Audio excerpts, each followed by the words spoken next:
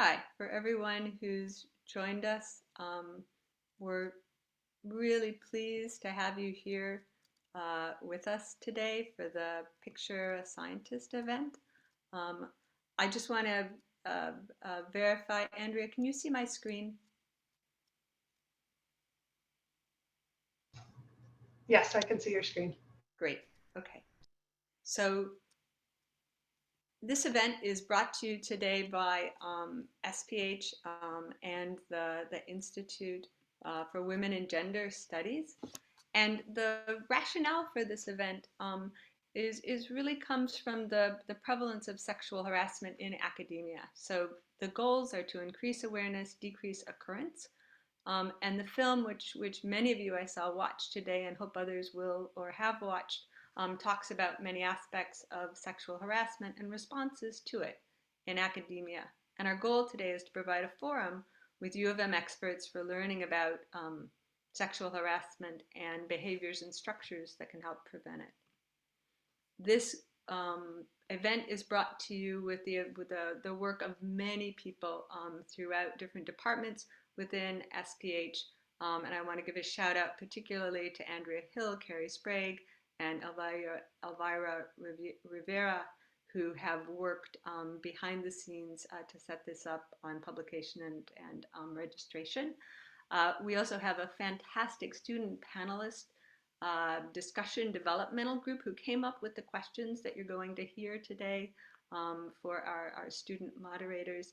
And then this was in conjunction with the Institute for Women and Gender Study with Heidi Bennett really giving us good guidance there.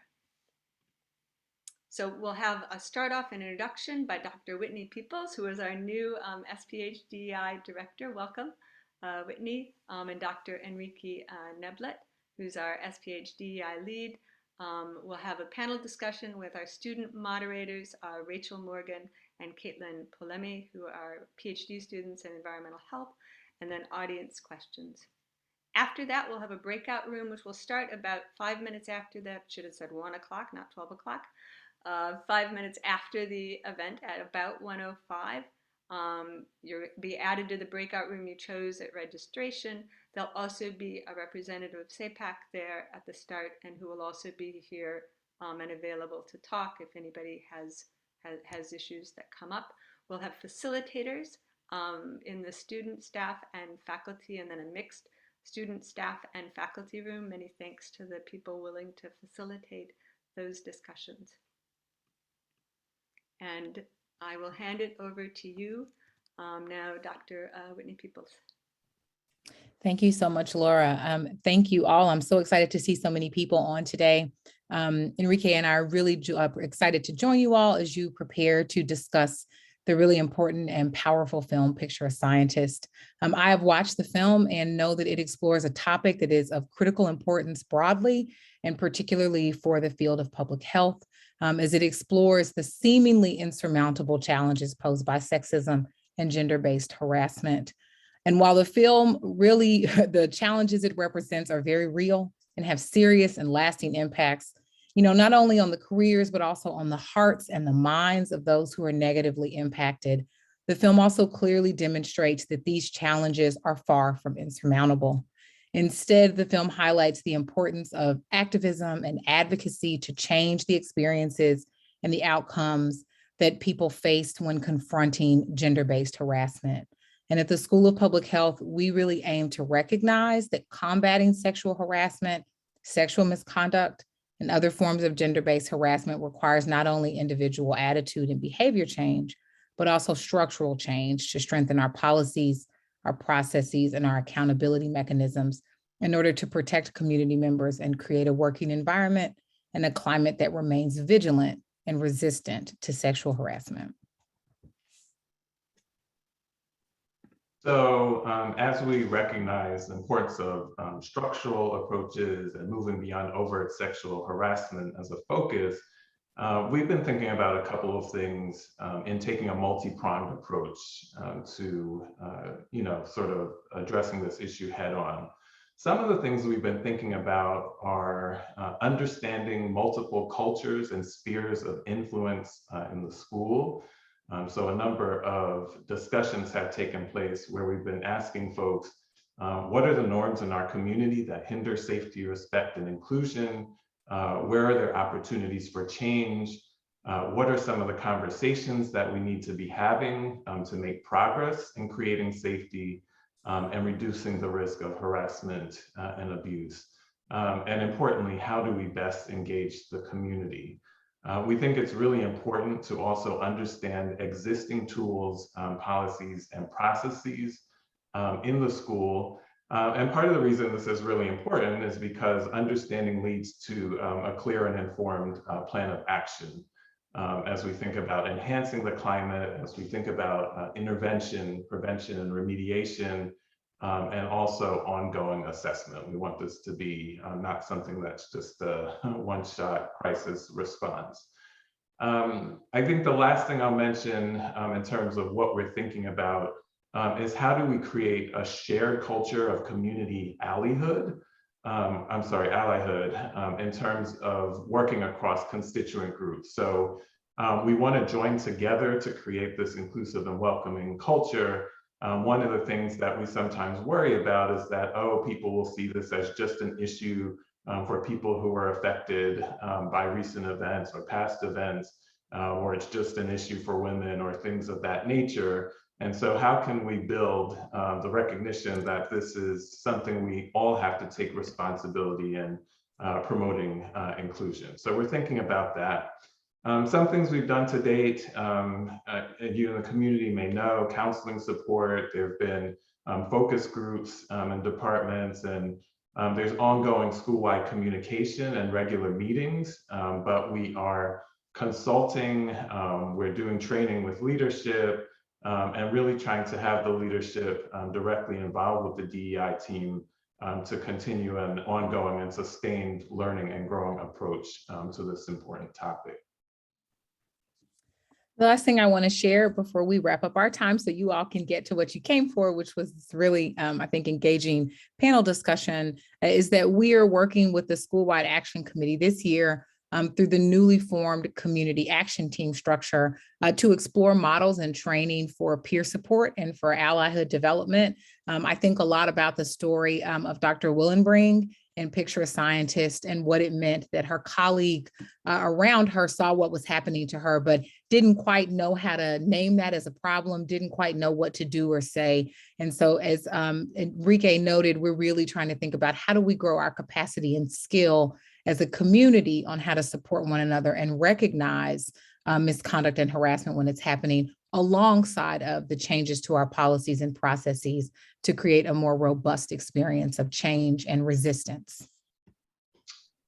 So that's what we've got for our introduction. We just want to remind folks that there are multiple ways to engage these efforts. We'll certainly invite you to be in touch with us as the DEI leadership team, but there will be points of contact through the Sexual Misconduct Action Committee, through student organizations, and certainly probably the most immediate contact is through the departmental DEI committees.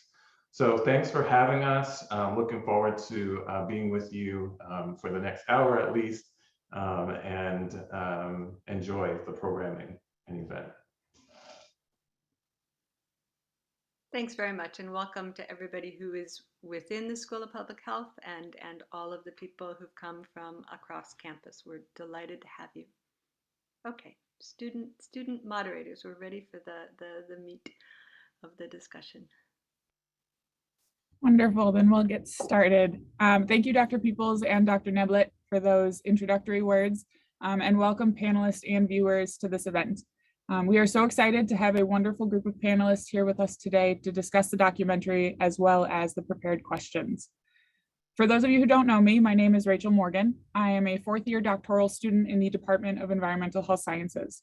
Before we get started with introductions, I do have just a couple of additional housekeeping items. First, as a reminder, this panel discussion will conclude right at 1 p.m. in order to provide time for those interested to get into their breakout rooms. Caitlin and I will do our best to begin winding the discussion down as we approach that time. Second, all questions today were prepared by student members of the event organizing committee. The last 10 minutes or so of this panel discussion will be reserved for audience questions. So if you have any that come to mind, please feel free to send those questions along in the Zoom chat, either to the entire group or to Caitlin or I directly, whatever you're most comfortable with. Those questions that we don't get to will hopefully serve as a jumping off point for the breakout room discussions afterwards. Lastly, we'll be conducting this discussion in a fairly relaxed manner. Panelists, please feel free to chime in as you see fit for any questions that you wish to contribute to. We will make sure to check in before moving on to the next question to make sure everyone who wishes to contribute has the chance to. And so with that, I will begin by introducing two of our four panelists. So we'll begin with Dr. Patricia Coleman-Burns. Dr. Coleman-Burns is a University of Michigan Assistant Professor Emerita of Nursing and Black Studies. In addition to co-chairing the Academic Women's Caucus and serving on the Women of Color in the Academy Project Steering Committee, she has served on the board of Safe House Center on Domestic Violence and Sexual Assault. Her research, including her Genesis Pipeline Project and EPIC feedback model, focus on Black racial identity, workforce diversity, and reducing health disparities. We also have with us today Heather Colahan. Heather is the Program Manager of Community Outreach and Systems Advocacy at the University of Michigan's Sexual Assault Prevention and Awareness Center, commonly known as SAPAC. Heather has a master's degree in social work from the University of Michigan School of Social Work, as well as a Bachelor of Science degree in psychology from Eastern Michigan University. Heather provides educational and interactive workshops, restorative healing circles, department consultations, and leads SAPAC's graduate student programming on the topics of sexual misconduct and intimate partner violence to members of the community. Additionally, Heather oversees SAPAC's Raise the Bar program, which provides training to Ann Arbor bars and restaurants on bystander intervention and sexual misconduct. I'll now send it over to Caitlin to introduce herself, as well as our third and fourth panelists. Thanks, Rachel. Hi, all. My name is Caitlin Palemi. I am a third-year doctoral student in the Department of Environmental Health Sciences. Our third panelist today is Dr. Reshma Jagsi. Dr. Jagsi is the Michigan Medicine Deputy Chair of Radiation Oncology, Newman Family Professor of Radiation Oncology, Residency Program Director, and Director of the Center for Bioethics and Social Sciences. Her many contributions to the study of gender discrimination in medicine include JAMA articles, gender differences in the salaries of physician researchers, and sexual harassment and discrimination experiences of academic medical faculty. And finally, our fourth panelist today is Dr. Anna Kirkland. Dr. Kirkland is an Arthur F. Thurnau Professor in Women's and Gender Studies at the University of Michigan. Professor Kirkland is a socio-legal scholar who received her law degree and PhD in jurisprudence and social policy from the University of California, Berkeley. She holds courtesy appointments with sociology, political science, and health management and policy at Michigan, and also directs the Institute for Research on Women and Gender, a unit of the Office of Research. She served as a committee member on the National Academics Panel charged with studying sexual harassment in the STEM fields of academia, published in June 2018 as Sexual Harassment of Women, Climate, Culture, and Consequences in Academic Sciences, Engineering, and Medicine, and led the recent efforts in the College of LSA with Lilia Cortina to make recommendations to implement the Nassim report. Her research areas include discrimination law, organizational cultures, and legal compliance, and the interactions between law, health, and medicine. Her published books and articles address civil rights claims in hospital settings, weight discrimination, vaccine injury compensation, anti-vaccine activism, transgender discrimination, insurance coverage disputes, and workplace wellness programs. She regularly teaches courses on gender and the law, including Title IX and sexual harassment, as well as gender and health policy. Please join us in welcoming our panelists today. I will hand things back over to Rachel, who will get started with our first topic and question. So we'll start today by discussing structural sexism in STEM and academia and its invisibility relative to overt sexual harassment, which was a big topic within the documentary that we all watched. The documentary uses the tip of the iceberg analogy to show that gender inequality and gender-based discrimination is more than just overt sexual harassment. For example, women scientists may receive fewer resources and be evaluated more negatively solely based on their gender. These subtle ways of discrimination are not as readily recognized as overt sexual harassment. Our first question in this topic for the panelists is, Are there any aspects of structural sexism that are unique to STEM and or academia? And I'll leave it open for whoever would like to start.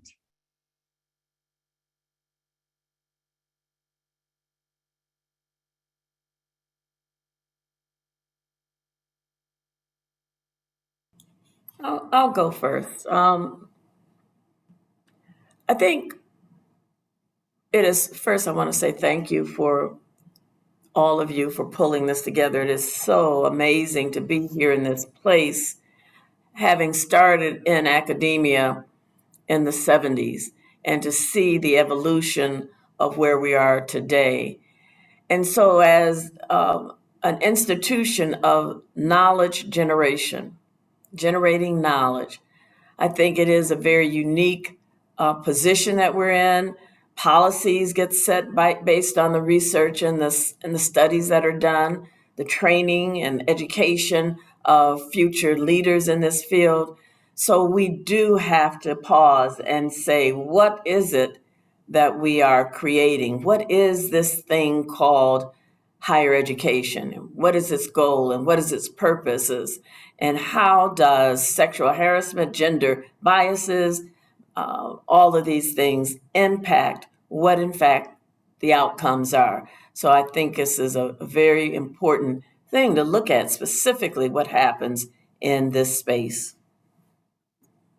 And I'll chime in and say your question was what's unique, but what really strikes me is how much is shared and how much we can learn from the broader literature on workplace discrimination more generally. And when we talk about that metaphor of the iceberg, not only, and by the way, that was conceived by one of our faculty members, Lilia Cortina, here at the University of Michigan. So it's important to note that it was disseminated broadly by that National Academy's report, but that was Lilia's idea. And, what I really think is important is it's not only a lovely example of the fact that the tip of the iceberg is what we focus on. So we focus on coercive advances and unwanted sexual attention. The base of the iceberg is much bigger. It's the more common behaviors of gender harassment and derogation due to someone's sex, crude remarks, sexist behaviors, all of those things that lurk beneath the surface and that the social scientists have shown very compellingly can lead to the same adverse outcomes in terms of physical, mental, and professional well-being, including turnover and attrition.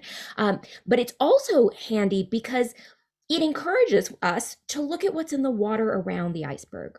What causes that iceberg to form in the first place? And in fact, Dr. Cortina and I have collaborated on a subsequent paper where we actually published the iceberg with the factors in the water. And those factors in the water include things like male-dominated power and authority and incivility, a lack of sponsorship or mentorship, isolated work environment, lack of role models, a dearth of allies, system-wide policies that disadvantage mothers together with a gender division of domestic labor in our society, hierarchical work environments. And these are not things that are unique to academic STEM, but perhaps are in some settings more common. I will say I'm a physician, right? In academic medicine, that National Academy's report that Professor Kirkland helped to author, it discovered that medical students are actually the worst off, and it's due to excess gender harassment. It's actually female medical students are 220% more likely than students in non-STEM disciplines to experience sexual harassment, and it's driven by a difference in that base of the iceberg. So I think we have a lot to learn from the social scientists and all of the evidence that has been summarized so nicely in that report. Yeah, and I'll just add, and thank you for all that to both of you speaking before me. So you saw in the Jane Willenbring case, right, where this one person controlled everything, like, and then the National Science Foundation. Remember, you saw the helicopter landing, and it said National Science Foundation on the helicopter, right? That was, so that was really remarkable to me to just see like how far up and down he controlled everything. And, so this is not, you're in the literary study, right? Your one faculty advisor who works on your area also wields that kind of control over your graduate career. But in the STEM fields, we do see like all the lab funding, tied to this one guy. And I have a friend from graduate school who was pushed out with sexual harassment from her advisor, and she's not a scientist now. You know, we're friends on Facebook. She had a different career, so it's really easy to get pushed out in that hierarchical way. But the star culture, the hierarchy, the excessive control with one person, these are structures throughout academia, and this is what we're some of the things LSA is going to do, for example, is try to uncouple those resources and singular mentor model for graduate students, because that's just a clear case of where, you know, we need to make sure that that power is not concentrated in that way. Yeah, and going off of what Anna was just talking about, thinking about the power dynamics and the structure that's in place, particularly when we're looking at this being a male-dominated field, right? So when Dr. Hopkins, you know, decided to gather women in her department, there were 15 women faculty versus 197 men, which is a huge difference. So you're already playing a numbers game as far as who's at the table, who's being a part of the conversations, who are the decision makers, right? And so thinking about even when Dr. Hopkins was needing to measure her lab space to prove that, you know, she needed for her work a bigger space. And when she took all of that time, which, you know, Dr. Burke talked about as well, taking that extra time that's out of your studies, out of your research, out of the work that you could be doing with students, out of your grants, to then have to deal with all of this and then to present it and to have it be denied to even look at or denied to even talk about it. That is a huge ripple effect as far as what the work looks like. And speaking from just, you know, thinking about our work at SAPAC and the survivors of sexual misconduct that we see in the office. And when I say sexual misconduct, I use that as sort of an umbrella term. Under sexual misconduct, we see sexual assault, we see sexual harassment, we see stalking, gender-based violence, intimate partner violence, etc. And I spoke to one of our advocates prior to our panel today because I wanted to get a pulse on, you know, who is coming to our office more recently. And there is an increase in women who are in the STEM field who are seeking our services. And my initial thought when I heard that was, you know, it's not that these incidences are necessarily happening more frequently, you know, certainly than they did 20, 50 years ago. It's that there might be more of a culture and more of a conversation around sexual misconduct that may allow folks to feel more comfortable coming forward to receive support and to get the help that they need. You know, I really agree with that. I want to focus on what time we are in now. So many of us, many of you come to this place and space where there's always been a SAPAC, where there's always been awareness and conscious, where we could be in this space talking about this.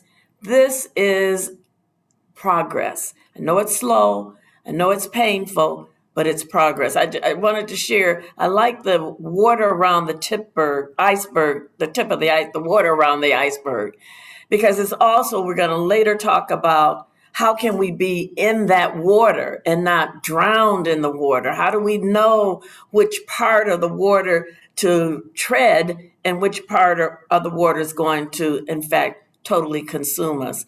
The other thing I want to say about understanding the time that we're in and why we are now able even to talk about this.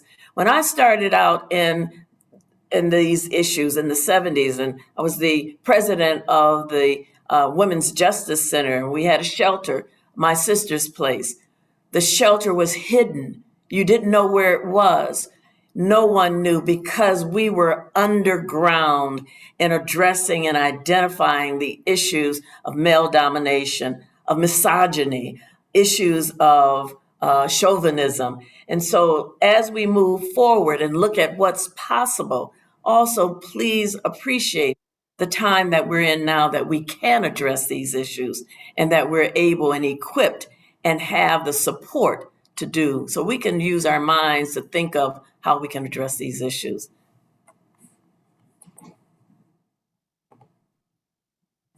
Thank you all for your contribution. I'll go ahead and move on to our second question. And it sounds like some of the panelists have begun answering our second question, which is which aspects of structural sexism can we address now?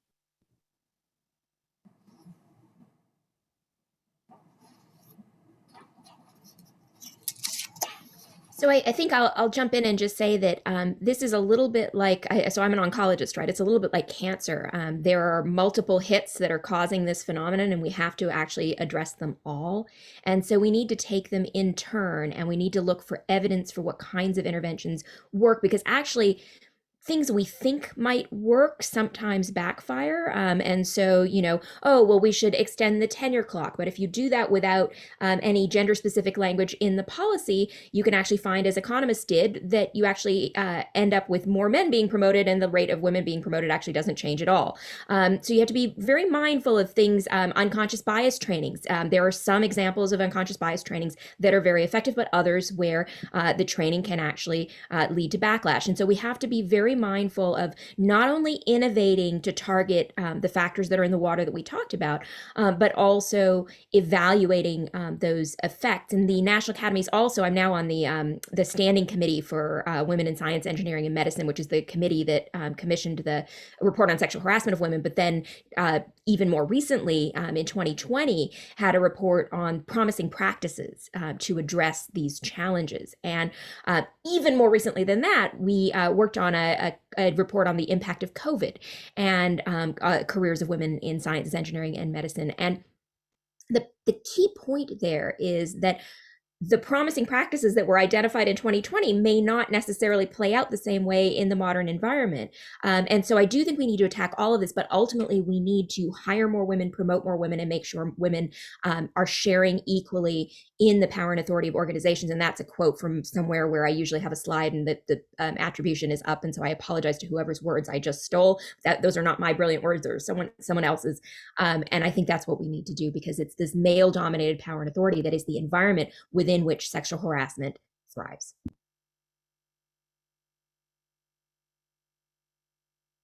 And I do want to, I want to talk, so we in Women of Color in the Academy, I'm sorry, my new computer goes that way, have also focused on the unique and sometimes differential experiences of women of color, in particular Black women. So often when we see resources being allocated, they not only do they get diverted to men and therefore promote male domination, but they also often disproportionately affect women who identify as white or who identify in a Western culture. So I want to constantly point that out when we're looking at, as you pointed out, what are the solutions and what are the interventions. They may vary based on cultures and looking at the different needs and the history. I also want to just point out that in looking at how we deal with this inside of the academy, it's extremely important, again, to constantly recognize that, and I think someone said it a minute ago, those textbooks that we have, the curriculum that we have, the way in which we educate scientists and health professionals, it is full of that water. It is in the water. Many of the biases are in how we actually go about this endeavor. And I want to point out that sometimes we as women, or people who identify as women, can also perpetuate these ideologies and practices that are harmful to other women. I think we saw that not only do people not know how to identify what's happening to a person, but some women also believe in male domination, believe in the dominant culture, believe in white supremacy, if you will. And so this whole dismantling is it needs to go very deep. We have to ask the question, what is it? Why is it? And who does it benefit as we begin to make changes?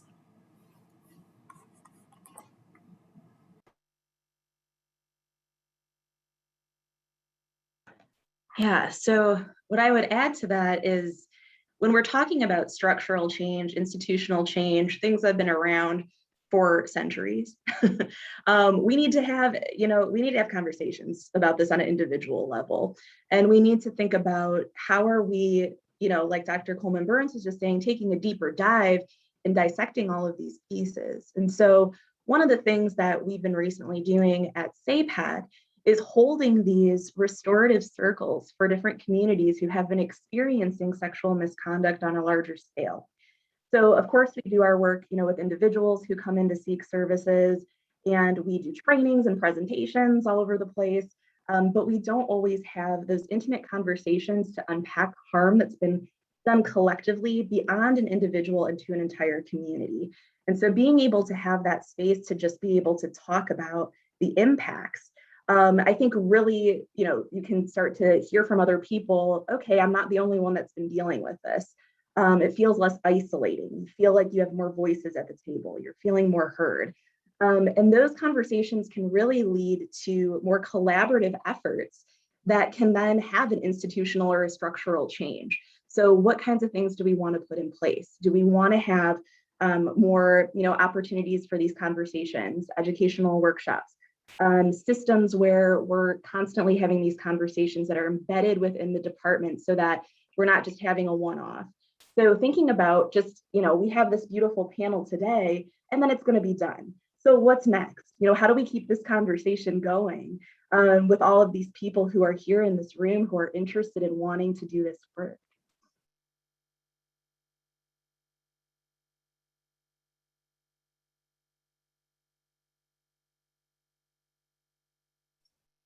Wonderful, thank you all. We're going to move on to our next general topic, which is the difficulty of holding powerful people accountable. And so our main question pertaining to this topic is, how can one point out sexist behavior or harassment to colleagues who think they never see sexism or harassment, be it their own or that of others around them?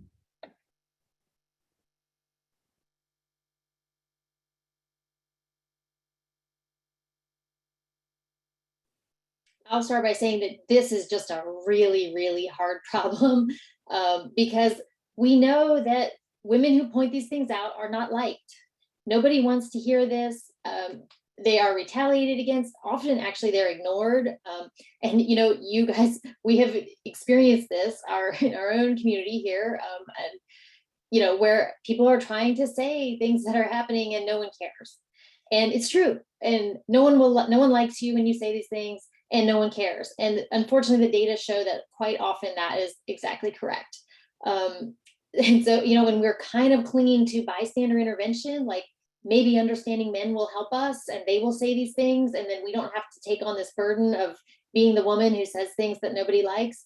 But honestly, and that is really people, I do want to call out, bystander intervention training, maybe it's great, but this is kind of why we're really clinging to it. I think underneath is because all of us want to not be the woman that no one likes, and we want this burden lifted from us, and we desperately want people who already have credibility to take this up. And that's the reason why everyone has placed so much hope in bystander intervention training. And like Reshma said, maybe it works, maybe it doesn't, right? But I think it's really important for us to recognize that the emotional pull of it is precisely because we are so sick of talking about things and knowing we're going to be disliked and knowing we're going to be ignored and seeing that play out. And we really want help, and we're calling for help. And sometimes it comes, right? And so when you have that help, that's really great, but it still doesn't solve the problem. And so, I just want to say it's really, really, really hard. And I think we needed to call that out. Using the language of science and the prestige of science and the prestige of research has been a really big tool.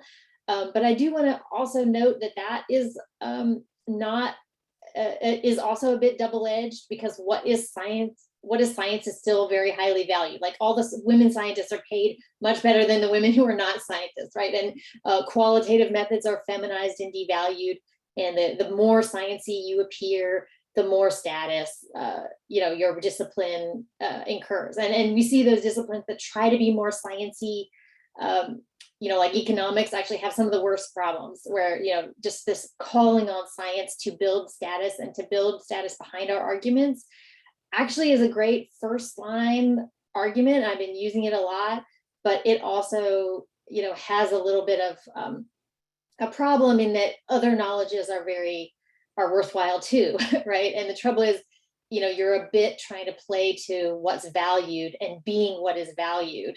and not being what is obstreperous, unpleasant, nasty, you know, and just like, so I just want to call that out because it's really, really hard. It's really intractable in a lot of ways that we've seen. I struggle with the fact, so I struggle with exactly all of that, and particularly that it's basically too late once a person in power has committed these egregious acts, right? It's too late. We have to fix the culture. I mean, there's a lot of focus on what we can do to improve reporting systems. They should be transparent. There should be a diversity of complaint handlers. There should be a diversity of formal and informal systems. There's like all these best practices for reporting systems. But the problem is that only a small minority of targets of harassment are ever going to come forward, or instances are ever going to be reported because of what others have described, right? There is stigmatization, there's marginalization, there's victimization. You know, people want to be known for their science, right? We've studied for so long, and you know, you asked earlier what was unique, and I guess maybe this is unique or somewhat unique, is that scientists, perhaps more than most professions, have such a prolonged period of training and education, right? There's the graduate school. For us, it's medical school and sometimes graduate school, right? We have MDs and PhDs. There's the postdoctoral fellowship. For us in medicine, it's also, you know, medical training. It's a long thing. And so it means that when you finish all that, the stakes are really high. I mean, it broke my heart, the comment, you know, I'd say the bus drive by, and I'd think, be a bus driver, you know, in the movie, there isn't a lot of motivation to call attention to this and be marginalized, given the amount of investment we put into our careers. And so I think that directing our efforts at preventing, first of all, that centralization of power and authority, so that there are many checks and balances there, so that people aren't singularly dependent on a single hierarchical mentoring relationship, networks, diffusing authority in organizations is good. And then changing that culture so that there's more civility and respect in the workplace, so that those behaviors just become inconceivable. How could you possibly blow on dust and get glass in someone's eye? Like, how could you possibly do that? That needs to be the culture.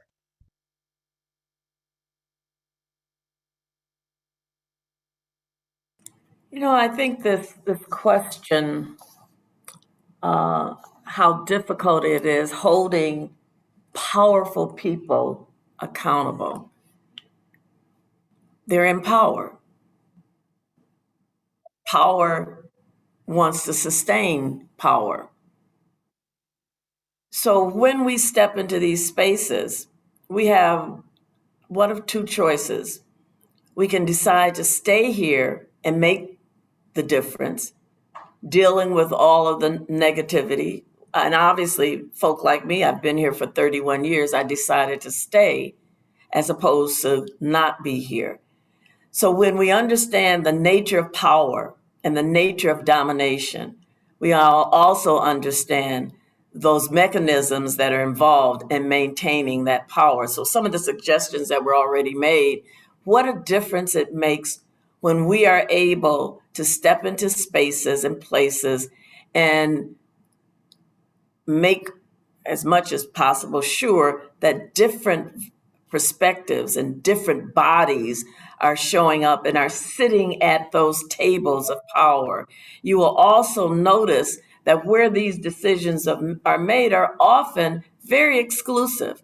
So being in a position to call it out, to identify what it is, and to understand how to fight in the belly of the beast, and to therefore support and mentor folk who are doing the work. One of the ways that I, as a faculty, do, it's a really hard thing. And this question comes up: how do I know if in my development, all of the scientific discoveries and all of the methodologies, how do I know that I shouldn't be in awe or honoring that legacy of work? And how do I know, someone talked about, how do I identify whether or not what I bring to the table is indeed unique and perhaps never has been explored before? What does that feel like? How do I know who I am as a scholar, as a scientist? How do I know when I'm in this mode of being a student. I'm under someone. That whole domination, that whole hierarchy sort of replicates some of the dangers that we're exposing. How do we share power? How do we share and create a space in academia where people are open and vulnerable and not so caught up in their own ideas? And it means creating new scientists, right? New persons who represent where we're going. I'll say this last thing on this question. The people that are in power because that's what the entity requires. They fit. We've often heard, you're not a good fit for here, or that's not the way we do things here. And implicit in how we do things is often the oppression. It is often defining what is peer and defining what is acceptable. And so when you rub against that, you really have to, and we'll talk about allyship and those things later, figure out who is going to support you in blossoming into that person that is going to be about your work, your passion, your genius, as well as creating a space where you can blossom as a scientist. That's the big question. How do we do that in the belly of the beast?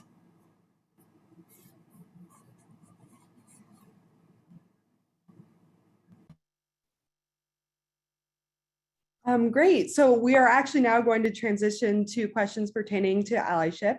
And we have two related questions that I'll ask once in the interest of time. How can a person of any gender make it known that they are an ally before an incident occurs?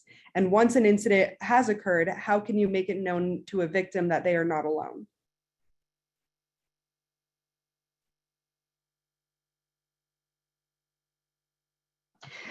Yeah, I can be happy to start this one.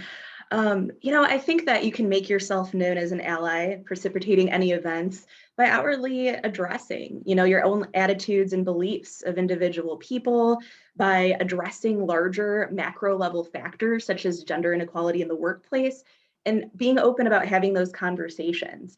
And I think that, there's opportunities to do that on an individual conversation level.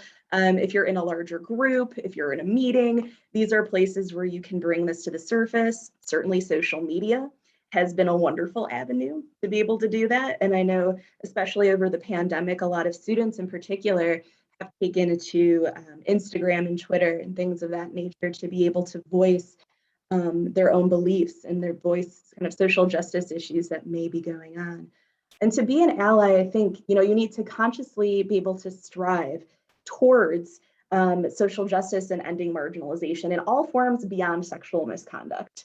And being able to recognize that sexual misconduct and racism are issues in this culture at the University of Michigan as much as they are anywhere else, and that you will not tolerate it. So this can look like being a proactive bystander. So speaking of bystander intervention, to actively reduce, rape culture, victim blaming, encouraging healthy relationships, continuing to educate yourself and others in the community, I think is really important. Some folks who are individuals with reporting obligations on campus have signs on their doors alerting folks, if you were to speak to me about any issues with sexual misconduct, I would need to pass that information along to the Office of Equity, Civil Rights, and Title IX, formerly known as OIE, or Office of Institutional Equity. And so being aware of, your status on campus and letting folks know what your responsibilities are, I think are really important. And to make a survivor feel less alone, definitely being that listening ear for them and informing or reminding them about the nascent statistics that we do know, specifically that 50% of women in STEM experience some form of sexual misconduct, specifically sexual harassment, as well as the fact that 1 in 4 women experience some form of sexual misconduct while they are at college. Those numbers are consistent at the University of Michigan as they are nationally. So if you have personally experienced sexual misconduct, you can decide whether or not you are comfortable or if it's an appropriate situation for you to disclose that information, which can be comforting to folks who have experienced trauma. And certainly, SAPAC as a resource, you can give us a call or walk somebody physically to our office. We are at the Michigan Union on the 4th floor. We finally moved to our, our new location right before the pandemic. So we are there, and we have lots of resources that we could share as well. I really liked what, Heather, that was, the specifics of what can be done. And I really liked as well, Anna, when you were talking about no one wants to be seen as the bad kid on the block. There goes that angry woman, blah, blah, blah. And I think one of the ways that allyship really manifests itself is what folks say in those closed rooms where many of us are not, or even when we're there. It's what's said behind closed doors that we have to be willing to speak up. Oh, this person's scholarship is just not up to par. Quantify that for me, please. We need to practice and have scripts to understand how we interrupt bad behavior, whether it's racial or gender bias. And we have to practice and we have to work together to figure out what those code words are.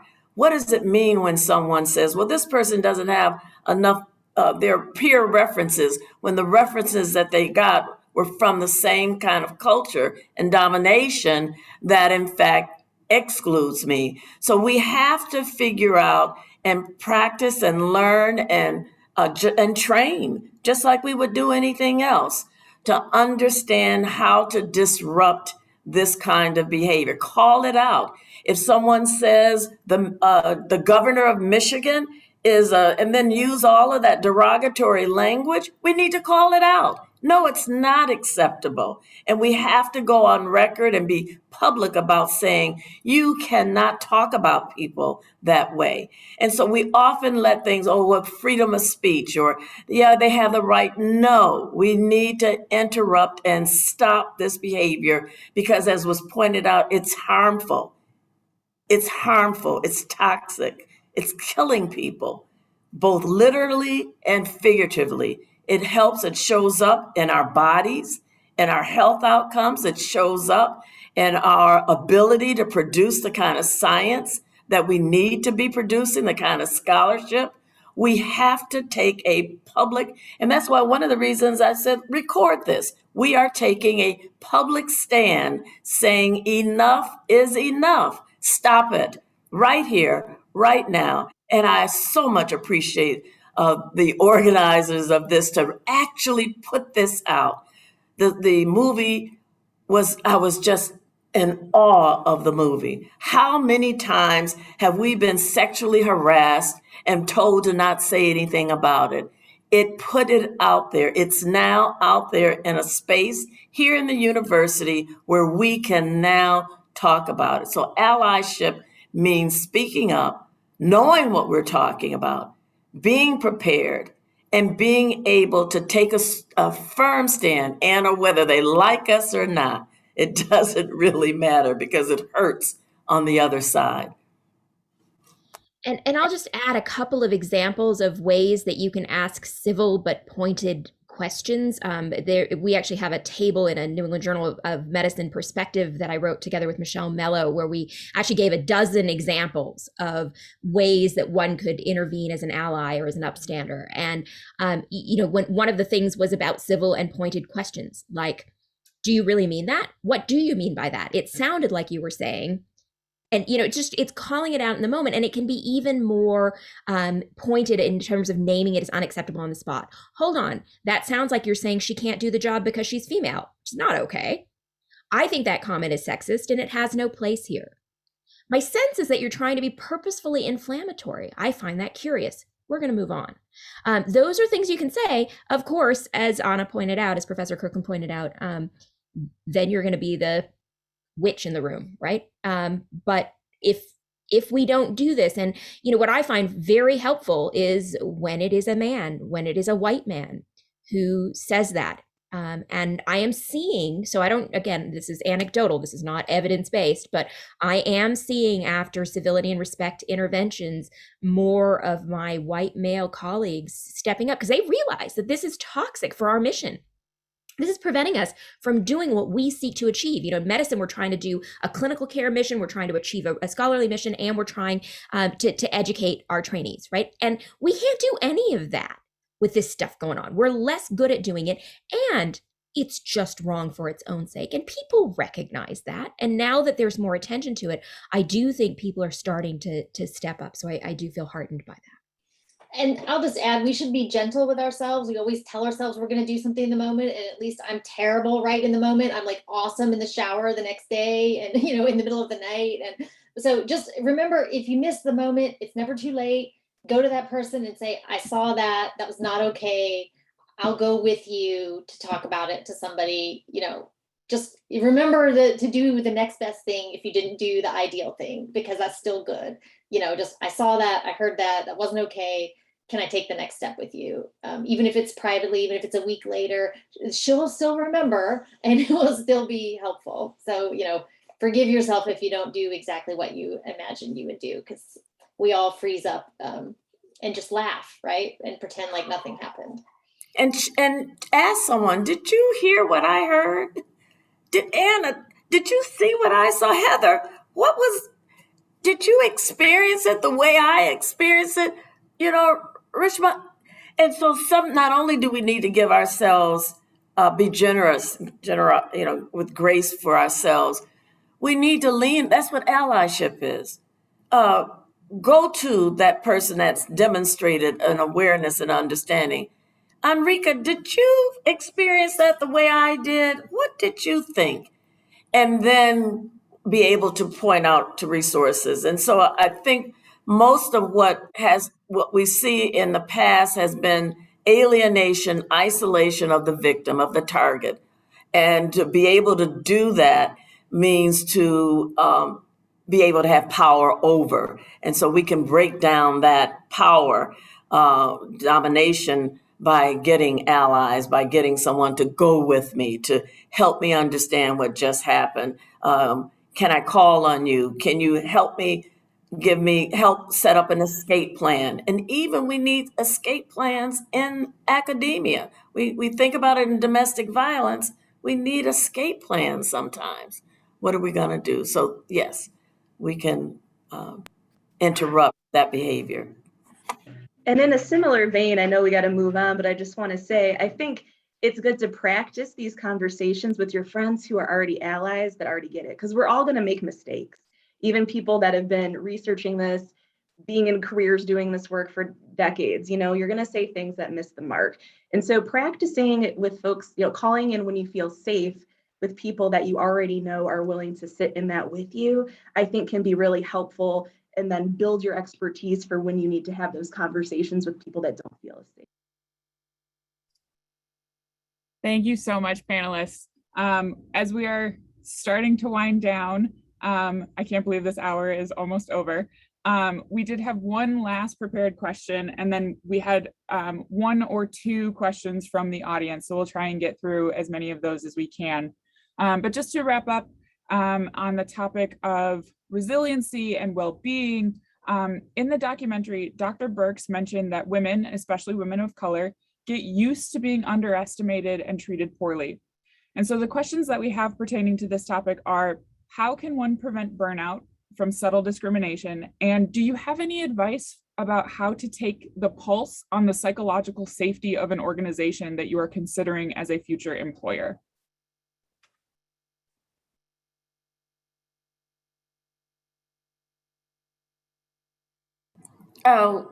This resiliency is so important to understand, again, where we are in this period.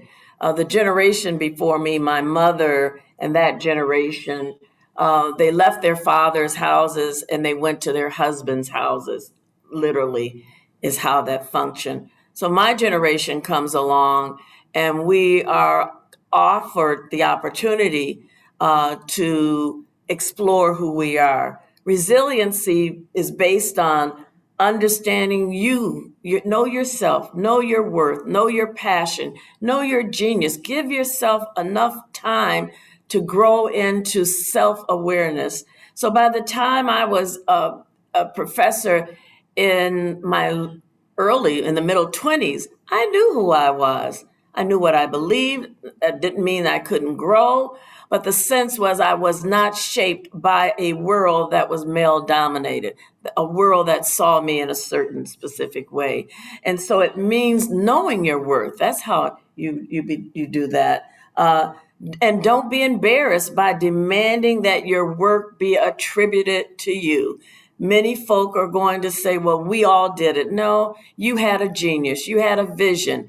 Claim it, document it, and ask for respect in acknowledging what it is that you bring to the endeavor. Again, know what makes you unique.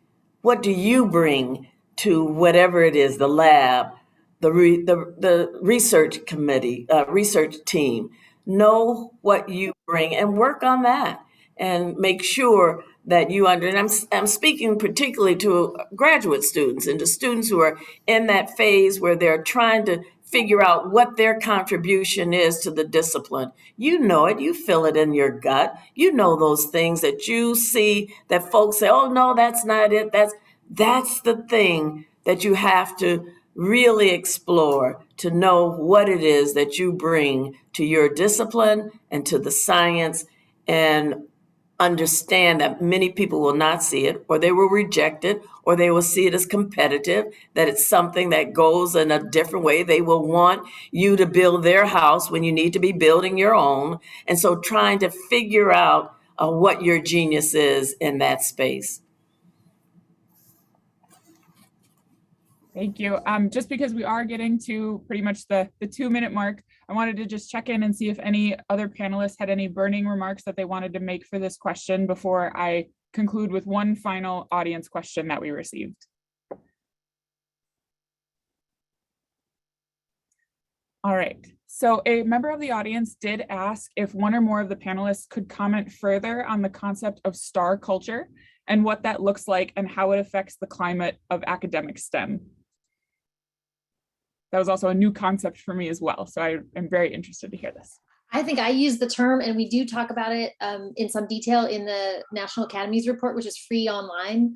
And it's the idea that someone is just so important that the rules don't apply to them. So a good way to ask is, so there's a bunch of problems here. One is people think, oh, people don't know the rules. We got to educate our community and tell them all this information, because when we give people information, they'll behave differently. And we assume a lot of public health assumes that a lot, compliance measures assume that. It's not really true. I think a lot of times people know perfectly well. They just don't think that these rules apply to them. And in some star culture is when that is actually true. And someone, usually a very high status in our world, faculty member with lots of grants and a very important person who is liked by other powerful people, somehow the rules just don't apply. And everyone knows this, and people know that you can't complain about this person. You just have to put up with it. And, that's exactly what we're, trying to break down the possibilities for that. So ask yourself, who is that in my world? Are there any people like that in my world? If I were to say X, would everyone be horrified? Am I changing my behavior to go along and pretend that I don't see things? Or is there something we sort of never talk about? All those, what are the unwritten rules, the unwritten things, the third rails you're not supposed to step on because this person is so important or so touchy, right? And they have thrown fits in the past and everyone tiptoes around them, and that gives them a lot of power. So look around, see that kind of stuff, and it's really hard when the people who are below, and often, it's staff women who see this and know this and bear the brunt of this, and we have to do much better getting that information up.